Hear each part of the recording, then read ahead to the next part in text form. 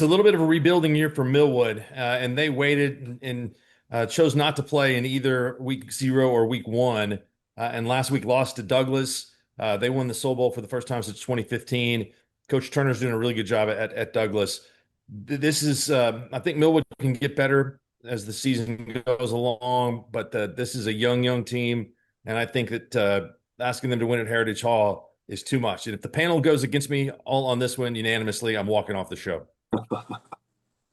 Nelson. Yeah, these two teams have played every year since 2018. That's the last time Millwood won in the series. Last year's game was the tightest in that last 8 years or so. The win 30-27 for the Hall. And as you said, both teams coming off losses. Millwood has lost 6 games over the last 3 seasons, 3 times to Washington in the state championship game and 3 times to Heritage Hall in September. I'm going to go with Mark. I'll pick Heritage Hall to win again on Friday night. I guess Mark has to stay on the show a little bit longer. Yeah. Thank you. Coach Meek, let's go to you. Millwood at Heritage Hall.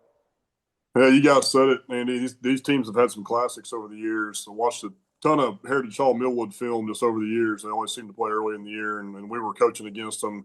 Luther playing against Millwood. Just seemed like we watched a ton of film on these guys every year. They've played some classics over the years, but unfortunately, I don't think this year is going to be one of those.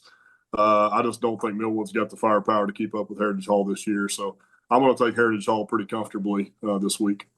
Jacob Unruh. I remember when they first started playing this series each other, Marcus Major Jr. and Demarion Houston and Heritage Hall was loaded. But I'm with you guys. This isn't that kind of matchup. You got CJ Turnbull at Putnam City now instead of Millwood. I think really hurt when you lose your quarterback.